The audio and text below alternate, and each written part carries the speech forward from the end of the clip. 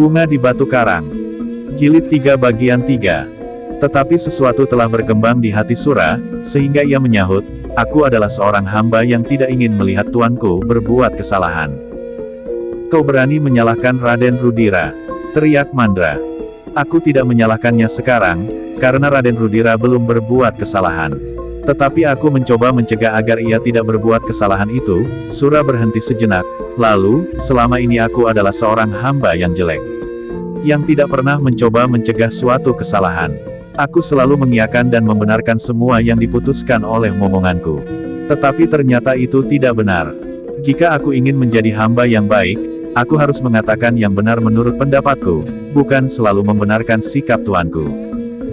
"Kau mengigau. Aku tidak mengerti yang kau maksudkan. Tetapi, aku adalah hamba yang setia, yang tidak senang melihat kau mulai berkhianat. Pikiran itulah yang menyesatkan kita dan justru tuan kita. Kesetiaan yang mati telah menjerumuskan kita bersama-sama, bersama Raden Rudira sendiri ke dalam suatu sikap yang salah." "Diam! Diam kau Sura!" tiba-tiba Raden Rudira berteriak. Sura menarik nafas dalam-dalam. Tetapi ia pun kemudian diam meskipun tidak menundukkan kepalanya seperti biasanya. Perubahan sikap itu semakin terasa pada Raden Rudira. Sura yang sekarang, memang lain dari Sura yang dahulu tidak pernah bertanya apapun yang diperintahkannya. "Ki Demang," berkata Rudira kemudian, "aku tidak peduli tentang keadaanmu. Kau harus mengikuti kami mencari orang itu sampai kita dapat menemukannya." Tetapi Ki Demang menggeleng sambil berkata, "Maaf Tuan. Aku mohon Raden dapat menundanya sampai senja nanti, setelah aku beristirahat sebentar. Aku sudah terlalu lelah."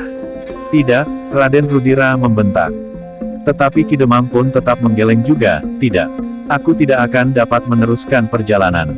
Aku dapat menjadi pingsan. Aku tidak peduli. Mati pun aku tidak peduli. Biarlah orang-orang Sukawati menguburmu." "Maaf Tuan, aku tidak dapat."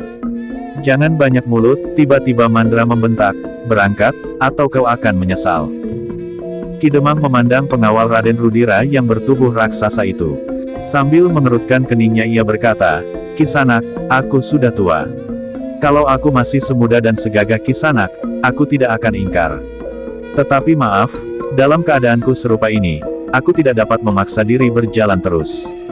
Kudaku pun sudah lelah karena kuda ini bukan kuda sebaik kuda Kisanak. Aku tidak peduli. Raden Rudira pun tidak peduli. Ayo pergi." Ki Demang masih tetap menggelengkan kepalanya. Katanya, "Kisanak jangan memaksa aku. Aku bukan bawahan Kisanak dan bukan bawahan Raden Rudira. Aku adalah abdi tanah Kalenggahan Pangeran Mangkubumi. Hanya Pangeran Mangkubumi atau para hambanya yang dipercaya sajalah yang dapat memerintah aku. Kau tidak, siapapun tidak.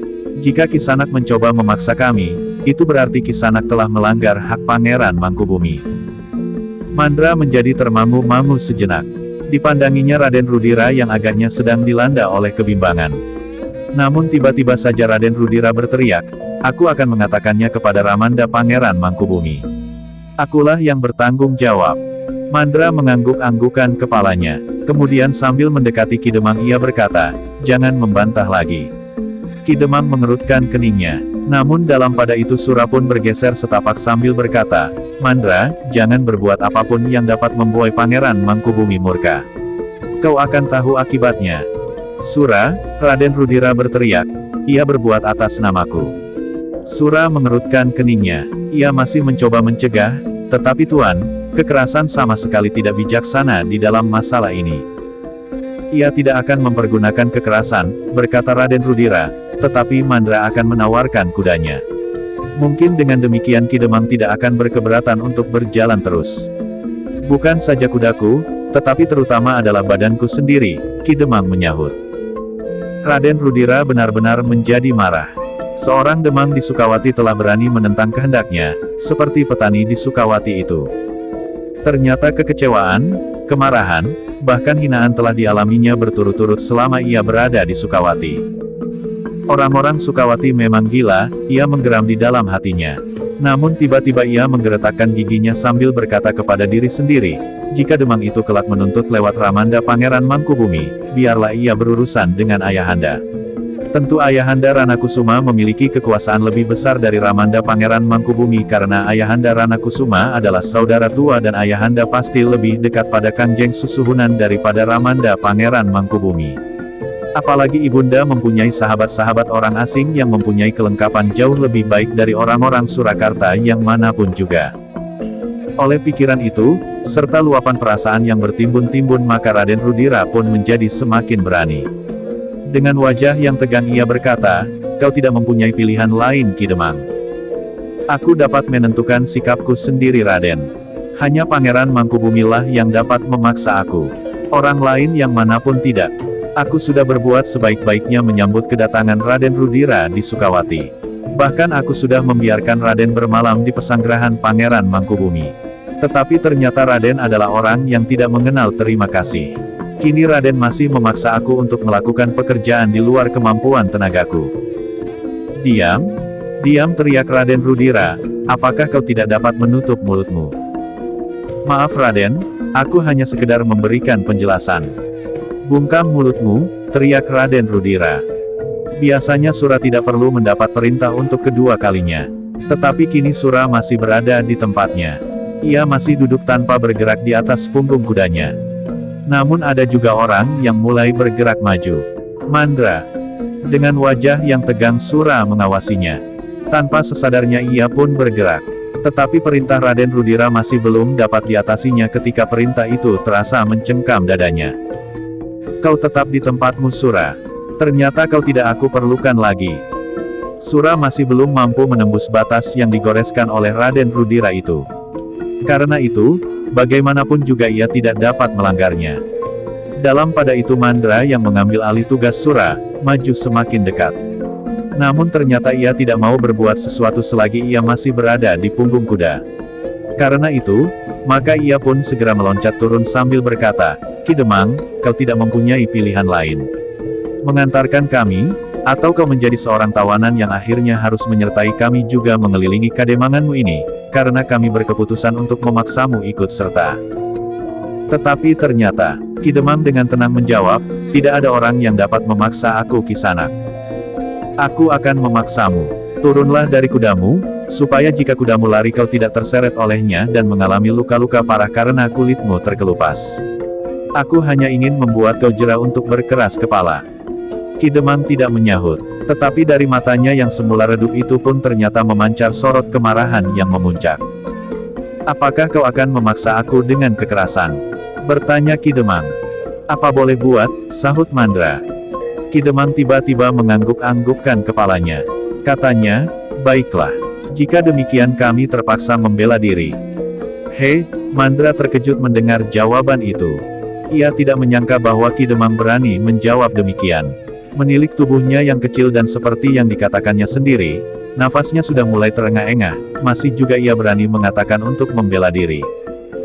Mandra menjadi semakin heran ketika ia melihat Ki Demang melambaikan tangannya kepada seorang bebahu yang mengikutinya. Seorang pendiam yang bertubuh sedang, berkulit hitam dan berkumis tipis di alas bibirnya yang tebal. "Cegah orang itu," perintah Ki Demang pendek. Perintah itu pun ternyata telah menggetarkan setiap dada. Meskipun perintah itu hanya pendek, tetapi seakan-akan mempunyai kekuatan perbawa yang luar biasa. Bukan saja atas orang yang mendapat perintah, tetapi juga atas orang-orang yang mendengarnya. Orang yang bertubuh sedang dan berkulit hitam itu pun kemudian meloncat turun pula dari kudanya. Setelah menyerahkan kendali kudanya kepada kawannya, ia pun kemudian berjalan dengan tenangnya dan berdiri tegak di muka Ki Demang menghadap ke arah Mandra. "Kau berani melawan orangku?" bertanya Raden Rudira dengan marahnya. "Maaf Tuan. Seperti Tuan juga berani melawan orang-orang Pangeran Mangkubumi." "Persetan, aku adalah putra Pangeran Ranakusuma yang lebih tua dan lebih berkuasa dari Ramanda Pangeran Mangkubumi. Terserahlah kepada Tuan, tetapi aku tidak mau dipaksa oleh siapapun." "Mandra, jangan menunggu lagi. Sebentar lagi hari akan benar-benar menjadi senja." "Baik Raden," jawab Mandra yang kemudian siap menghadapi orang berkulit hitam itu. Ternyata orang berkulit hitam dan berkumis jarang itu sama sekali tidak berkata apapun. Ia berdiri saja dengan penuh kewaspadaan menghadapi segala kemungkinan. Mandra yang berusaha untuk mendapat kepercayaan dan kedudukan yang baik menggantikan Sura yang mulai goyah itu. Segera melangkah mendekat. Semakin dekat ia pada orang berkulit hitam itu, maka orang itu pun menjadi semakin siaga dan merendah di atas lututnya. Tiba-tiba saja Mandra itu pun langsung menyerangnya. Ia menganggap orang-orang Sukawati bukan orang-orang kuat yang pantas diperhitungkan. Namun ternyata, bahwa serangannya yang pertama itu gagal, bahkan orang berkulit hitam itu ternyata dengan lincahnya telah berhasil memukul pundaknya dengan sisi telapak tangannya. Gila, Mandra menyeringai sambil meloncat mundur. Kini ia terbangun dari lamunannya. Ternyata lawannya bukannya seorang pedesaan yang tidak mampu berbuat apa-apa. Karena itu, maka ia pun kini harus mempergunakan segenap kekuatan dan kemampuannya. Ia harus berhasil menundukkan orang itu di dalam waktu yang paling pendek, supaya tampak oleh Raden Rudira, bahwa ia memang seorang yang pilih tanding. Dengan demikian, maka Mandra pun mengulangi serangannya. Kini menjadi semakin dahsyat. Namun lawannya yang bertubuh lebih kecil daripadanya itu pun telah siap pula menghadapi serangannya. Dengan tangkasnya ia menghindar, dan dengan tangkasnya pula ia menyerang kembali. Tetapi Mandra berhasil menangkis serangan itu dengan sikunya, meskipun ia terdorong beberapa langkah surut. Dengan demikian, maka Mandra dapat menilai kekuatan lawannya. Ternyata ia tidak menyangka bahwa lawannya yang lebih kecil daripadanya, dan pendiam pula, seolah-olah tidak bertenaga sama sekali itu mempunyai kekuatan yang dapat mendorongnya surut meskipun ia tidak berada dalam sikap perlawanan sepenuhnya. Sejenak kemudian keduanya pun terlibat dalam perkelahian yang sengit. Perkelahian yang sama sekali tidak diduga-duga, baik oleh Mandra, maupun oleh Sura dan kawan-kawan. Bahkan Raden Rudira menjadi terheran-heran melihat kemampuan orang Sukawati itu. Mandra adalah salah seorang pengawal terpilih dari Rana Kusuman. Ia memiliki tenaga raksasa sesuai dengan tubuhnya yang tinggi besar itu. Namun menghadapi seorang yang bertubuh sedang dan pendiam itu, Mandra tidak banyak mendapat kesempatan. Di dalam benturan-benturan kekuatan yang terjadi, Mandra memang memiliki kelebihan tenaga. Tetapi orang yang hitam itu memiliki kelebihan yang lain. Ia mampu bergerak secepat tatit, sesigap sikatan menyambar bilalang. Itulah yang kadang-kadang membuat Mandra menjadi bingung. Selagi ia bergulat mengerahkan kekuatannya untuk melumpuhkan lawannya itu, tiba-tiba saja lawannya itu seakan-akan telah hilang. Sebelum ia sadar, maka ia sudah dihadapkan pada serangan yang bagaikan kilat menyambar di langit. Demikianlah maka akhirnya Mandra menjadi semakin bingung setiap kali ia kehilangan lawannya. Dan setiap kali serangan lawannya, meskipun tidak dengan tenaga sekuat tenaganya, telah berhasil mengenainya. Betapapun besar daya tahan tubuhnya, namun lambat laun, serangan-serangan itu telah menyakitinya. Raden Rudira yang melihat perkelahian itu menjadi berdebar-debar. Sura yang masih duduk di atas punggung kudanya rasa-rasanya bagaikan membeku. Mandra tidak akan dapat mengalahkan orang berkulit hitam itu. Dan seandainya ia sendiri yang turun ke arena, itu pun pasti tidak akan berhasil mengalahkannya. Ki Demang Sukawati duduk dengan tenangnya, di atas punggung kuda. Ia menonton perkelahian itu seperti menonton adu ayam. Sekali-sekali ia mengerutkan keningnya, kemudian mengangguk-angguk. Pantas ia menjadi keras kepala, Raden Rudira mengumpat di dalam hati, agaknya ia mempunyai seorang pelindung yang baik. Tetapi aku tidak mau kepalang tanggung. Keadaan sudah terlanjur memburuk. Aku tidak peduli lagi apakah Ramanda Pangeran akan marah kepadaku. Aku akan mendapat perlindungan dari Ayahanda Pangeran Rana Kusuma dan ibu akan mendapatkan bantuan company. Sukawati memang harus diperingatkan, karena Sukawati telah merusak sendi-sendi adat pergaulan rakyat Surakarta. Karena itu, ketika Mandra semakin lama justru menjadi semakin terdesak, Raden Rudira sudah tidak dapat berpikir bening. Ia tidak ingat lagi di mana ia berada dan akibat-akibat yang dapat timbul karenanya. Sementara itu Mandra memang menjadi semakin sulit. Serangan lawannya yang berkulit hitam dan berkumis jarang itu menjadi semakin lama justru semakin cepat.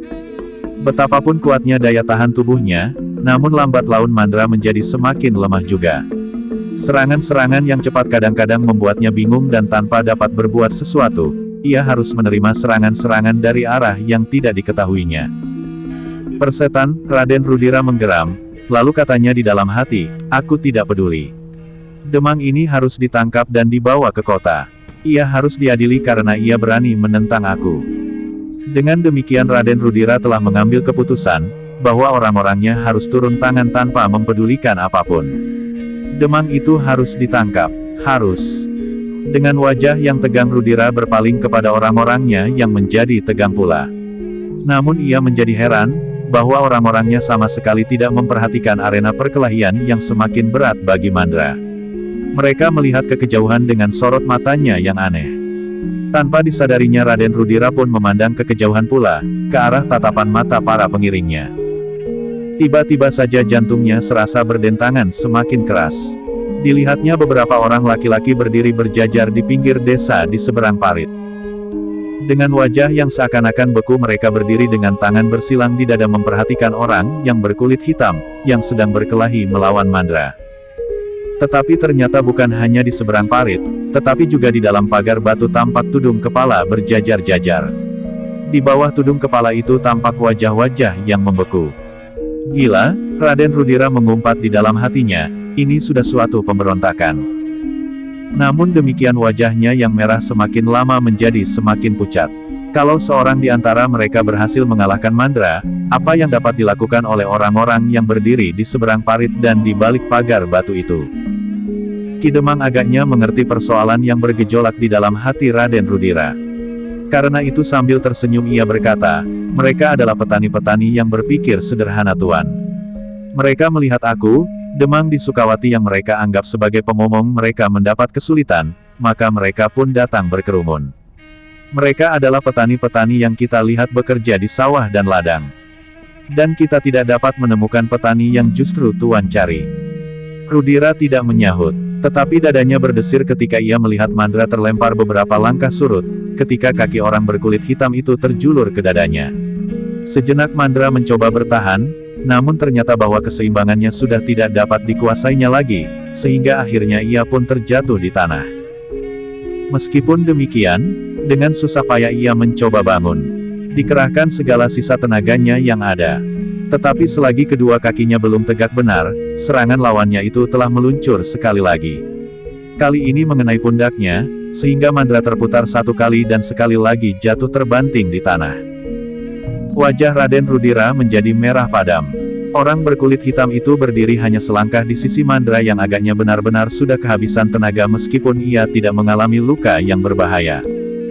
Sudahlah, berkata Ki Demang di Sukawati, tinggalkan orang itu. Orang berkulit hitam itu berpaling. Dipandanginya Ki Demang sejenak, lalu dianggukkan kepalanya sedikit. Perlahan-lahan ia berjalan meninggalkan lawannya yang masih terbaring di tanah, tanpa pepatah kata pun meloncat dari bibirnya. Gila kau Mandra, teriak Raden Rudira, bangun atau kau akan tinggal di sini. Dengan susah payah Mandra berusaha untuk bangkit.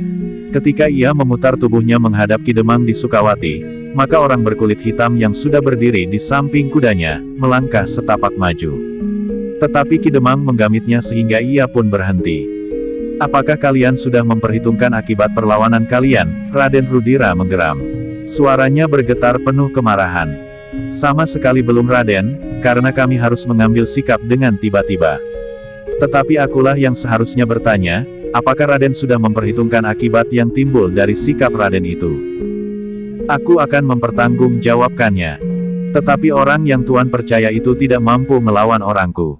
Apakah Tuan akan mengambil sikap lebih keras lagi dan memerintahkan para pengiring Raden menangkap aku? Raden Rudira tidak segera menjawab.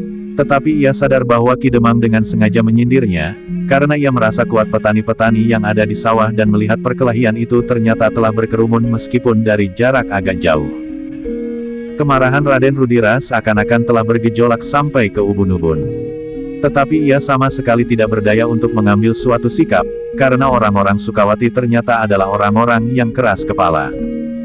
Tanggung jawab atas sikap yang gila ini terletak pada Ramanda Pangeran Mangkubumi, berkata Rudira di dalam hatinya jika Ramanda Pangeran tidak bersikap keliru dan memanjakan orang-orangnya di daerah Sukawati ini, maka hal-hal semacam ini pasti tidak akan dapat terjadi.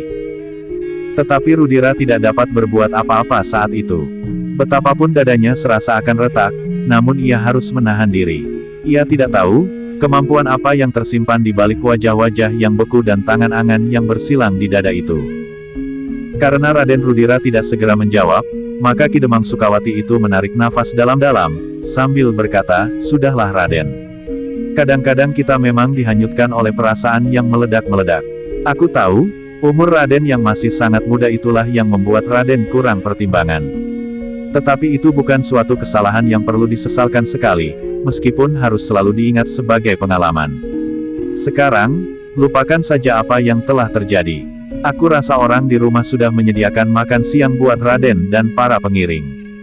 Bagaimanapun juga, aku tetap ingin mempersilahkan Raden dan para pengiring untuk makan siang di rumah kami, karena di sini Tuan adalah tamu kami." Kata-kata itu rasa-rasanya justru membuat hati Rudira semakin panas. Tanpa menjawabnya Raden Rudira berteriak kepada Mandra, "Cepat naik ke kudamu. Kita akan pergi." "Raden," berkata Ki Demang dengan serta-merta, "kami persilahkan Raden singgah sejenak." Rudira tidak menjawab, bahkan ia memalingkan wajahnya. Katanya kepada pengiringnya, "Kita akan meninggalkan neraka ini. Tetapi kita tidak akan membiarkan daerah ini tetap dikuasai oleh kebodohan serupa ini. Aku adalah putra Pangeran Ranakusuma." Raden Rudira tidak menunggu lebih lama lagi. Ia pun segera menyentuh perut kudanya dengan tumitnya, sehingga kudanya mulai bergerak. Tetapi tiba-tiba saja Raden Rudira menarik kendali kudanya yang sudah mulai berlari, sehingga kuda itu terkejut dan melonjak berdiri. Beberapa orang pengiringnya pun terkejut pula. Bahkan Mandra yang dengan lemahnya duduk di atas punggung kudanya mengangkat wajah dan mencoba mengerti, kenapa tiba-tiba saja Raden Rudira berhenti. Dengan mata yang terbelalak Raden Rudira memandang ke sudut desa yang sedikit menjorok masuk ke tanah persawahan. Dilihatnya beberapa orang petani berdiri berjajar sambil menyilangkan tangannya di dadanya. Namun yang berdiri di paling ujung, agaknya petani yang sedang dicarinya. Sura yang berkuda di antara mereka pun terkejut pula melihat orang yang berdiri tidak terlalu jauh dari jalan yang sedang dilaluinya. Namun tanpa disadarinya, mulutnya berdesis, "Benar dugaanku. Orang itu adalah Pangeran Mangkubumi." Desis Sura itu mengguncangkan dada Raden Rudira. Laki-laki yang berdiri di ujung itu adalah laki-laki yang sedang dicarinya. Wajah laki-laki itu pun kotor oleh lumpur yang melekat di sana-sini. Seperti petani-petani yang lain, di sisinya terletak sebuah cangkul, pakaian yang kotor dan basah, serta wajah yang beku. Tetapi yang seorang ini memiliki sepasang mata yang tajam dan rasa-rasanya sedang membara. Raden Rudira menjadi termangu-mangu sejenak. Namun tiba-tiba, sahabat BDBK semuanya, jangan lupa subscribe dan share ke banyak pembaca. Terima kasih. tiba kengerian yang sangat telah merayapi hatinya.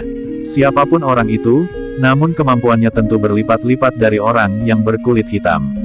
Sura di Bulak Jati Sari sama sekali tidak berdaya menghadapinya. Kini Mandra telah dilumpuhkan oleh orang berkulit hitam itu.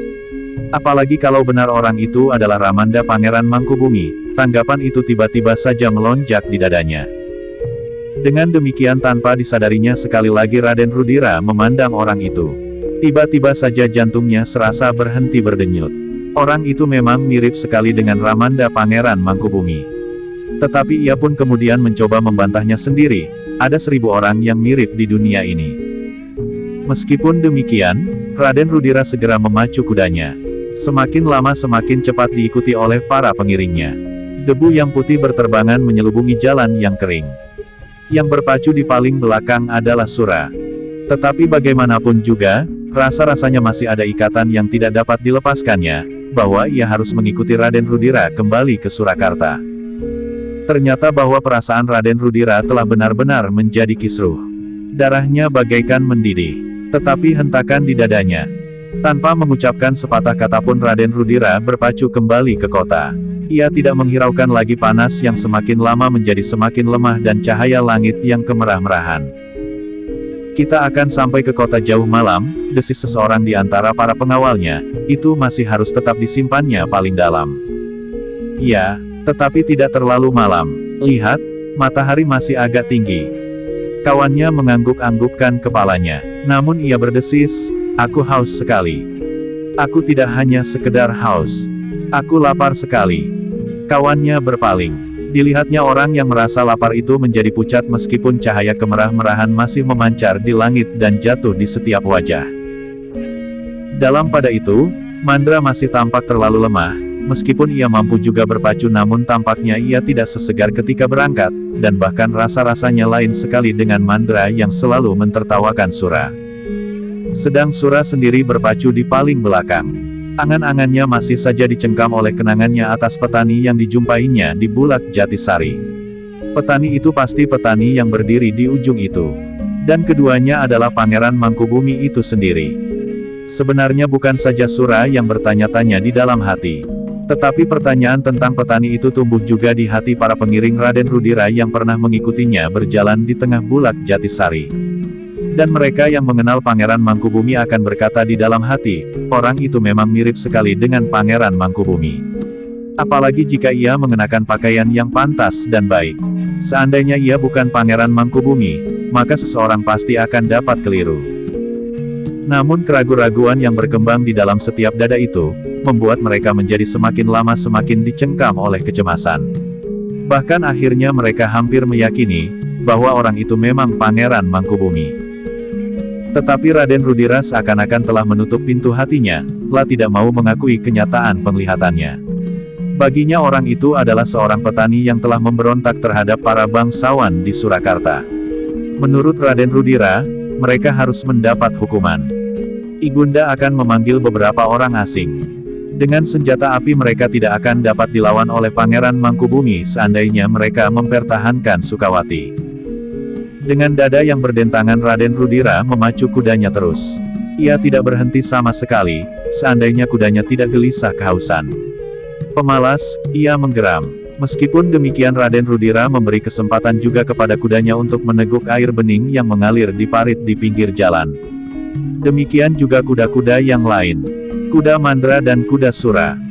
Dalam pada itu Sura bergeser mendekati seorang kawannya sambil berbisik, aku tidak tahu tanggapanmu atasku. Mungkin kau menjadi muak melihat sikapku. Aku tidak peduli, tetapi aku ingin meyakinkan perasaanku. Coba katakan, apakah orang yang kita lihat tadi adalah petani di Bulak Jatisari? Kawannya ragu-ragu sejenak. Aku mungkin kau tuduh berkhianat kepada Raden Rudira. Aku tidak ingkar, tetapi katakan dengan jujur, apakah benar orang itu petani yang berada di Bulak Jatisari? Meskipun masih ragu-ragu, tetapi kawannya itu menjawab, aku kira begitu. Bagus. Apakah kau kenal Pangeran Mangkubumi? Kenal, tetapi tidak dari dekat. Apakah orang itu Pangeran Mangkubumi? Kawannya tidak menyahut, tetapi ia menundukkan kepalanya, kau tidak mau menjawab. Kawannya masih tetap berdiam diri. Sura menarik nafas dalam-dalam, tetapi ia bertambah yakin karenanya. Sejenak kemudian maka Raden Rudira pun sudah berpacu kembali. Rasa-rasanya semakin lama semakin cepat. Kemarahan, keraguan-raguan dan bahkan kecemasan telah bercampur baur di dalam hatinya. Bagaimanapun juga ia tidak dapat melupakan wajah petani yang seorang itu. Ia tidak dapat ingkar, bahwa wajah itu adalah wajah seorang pangeran yang pernah berbicara dengannya satu kali di halaman Masjid Agung. Tidak, ia menggeletakkan giginya, tentu hanya mirip. Seperti yang mereka perhitungkan, maka mereka memasuki regol halaman istana Pangeran Ranakusuma setelah jauh malam. Derap kaki-kaki kuda itu telah mengejutkan para penjaga dan para abdi yang tinggal di dalam dinding istana itu. Bahkan orang-orang yang tinggal di tepi-tepi jalan pun terkejut pula dan bertanya-tanya di dalam hati, siapakah yang berpacu di malam begini? Tetapi ketika derap kaki-kaki kuda itu sudah menjauh, maka mereka pun segera tidur kembali. Mereka tidak menghiraukannya lagi ketika suara itu telah lenyap dari pendengaran. Namun tidak demikian halnya dengan orang-orang yang tinggal di dalam halaman istana Pangeran Ranakusuma. Beberapa orang penjaga segera bersiaga. Namun ketika mereka melihat bahwa yang datang itu Raden Rudira bersama pengiringnya, maka mereka pun menjadi semakin heran. Tetapi tidak seorang pun yang berani bertanya. Mereka hanya sekedar menganggukkan kepala, sedang beberapa orang yang lain berlari-lari menyusulnya sampai ke tangga pendapa. Demikian Raden Rudira meloncat dari punggung kudanya, maka orang yang berlari-lari itu pun segera menangkap kendali kuda itu. Dengan tergesa-gesa Raden Rudira naik ke pendapa. Tetapi langkahnya tertegun ketika ia melihat pendapa yang masih dikotori oleh titik-titik air yang berwarna kekuning-kuningan. Beberapa potong makanan masih terkapar di sudut. "Hei," bertanya Raden Rudira kepada seorang pelayan, "apakah baru saja ada tamu?" Ya Tuan. Baru saja mereka meninggalkan halaman ini. Siapa? Beberapa orang company. Ibunda Tuan baru saja menjamu beberapa orang sahabatnya, setelah Ibunda menerima undangan mereka dan berkunjung ke rumah Tumenggung Santidharma yang dipinjam oleh company untuk menjamu Ibunda Tuan. Bersama Ayahanda. Tidak, Ayahanda Raden Rudira sedang menghadap Kangjeng Susuhunan di istana. Utusan dari istana datang lewat tengah hari. Dan sekarang, Ayahanda dan Ibunda ada di dalam. Keduanya sudah di istana ini sebelum para tamu datang.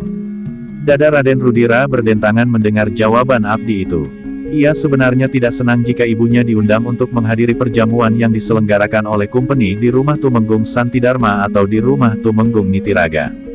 Meskipun ia belum pernah menyaksikan pertemuan itu, dan meskipun ia tidak pernah mendengar apa yang terjadi di dalam pertemuan-pertemuan semacam itu, tetapi ia mempunyai firasat bahwa pertemuan itu tidak wajar diselenggarakan untuk beberapa orang bangsawan.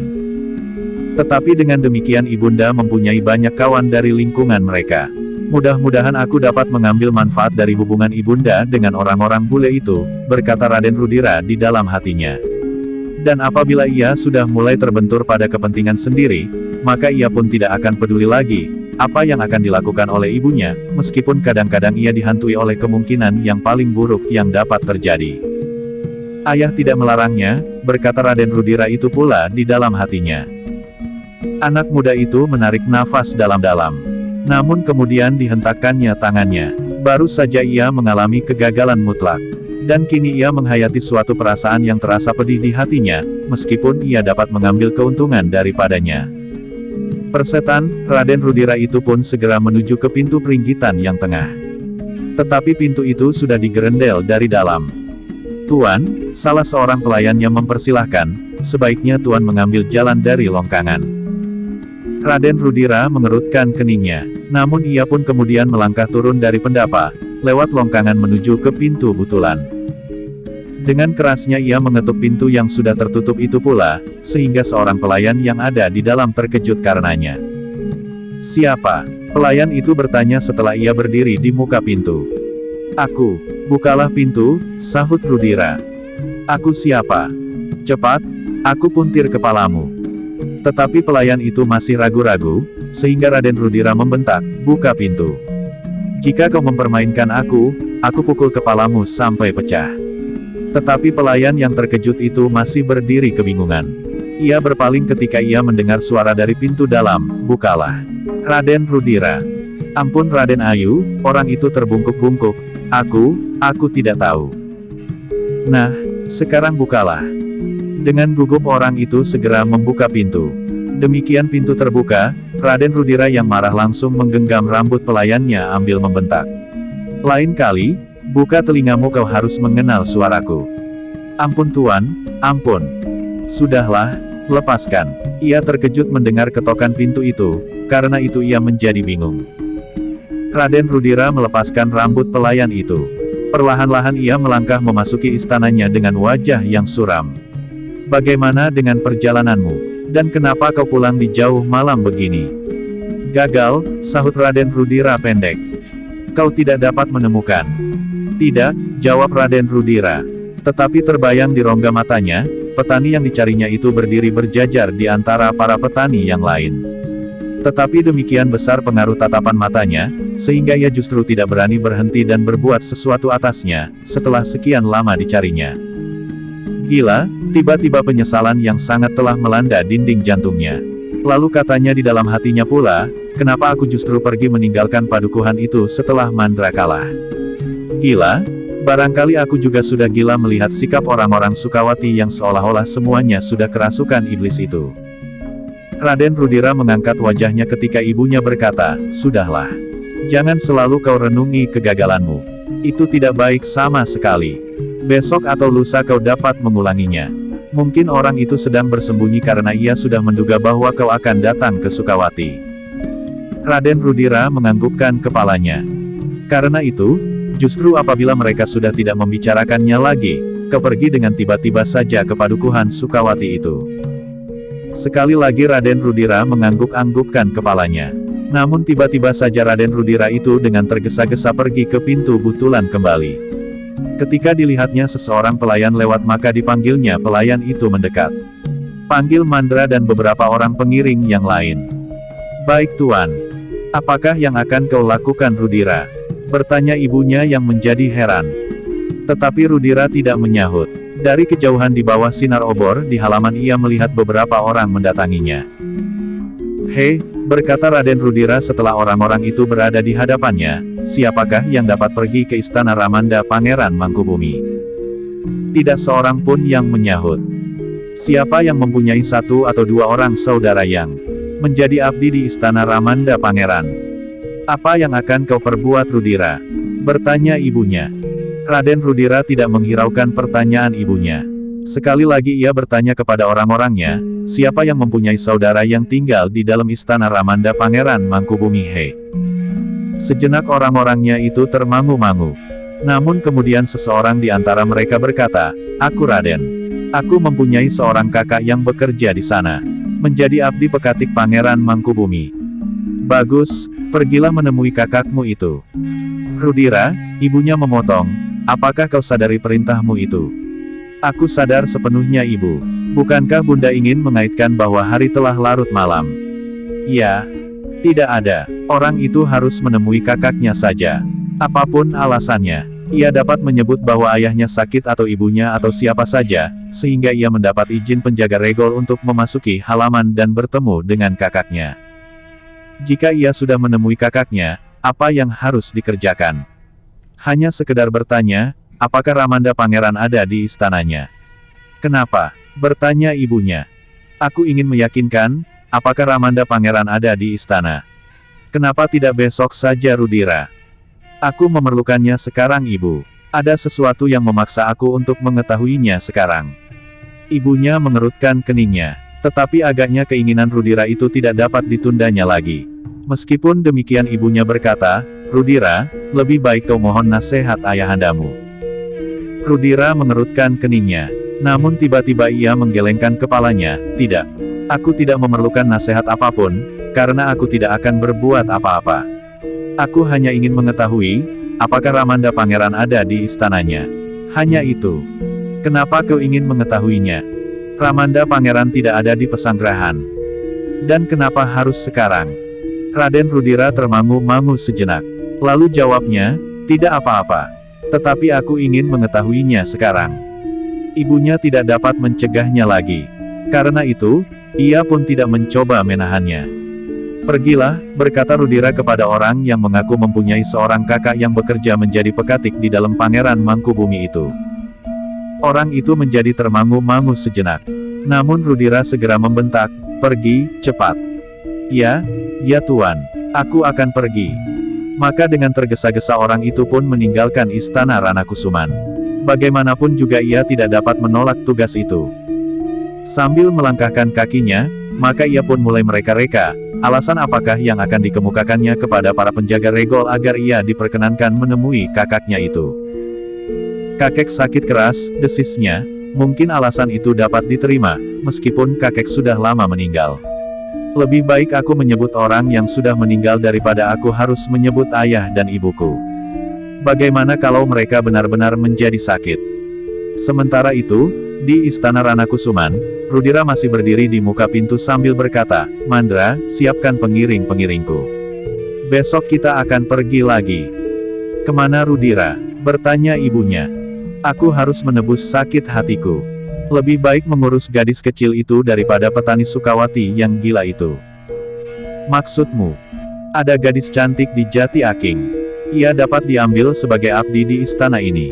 Ibunda tentu memerlukannya seorang dayang yang dapat membantu ibunda menyediakan tempat sirih dan botekan. Siapakah anak itu? Anak Danatirta, Jati Aking.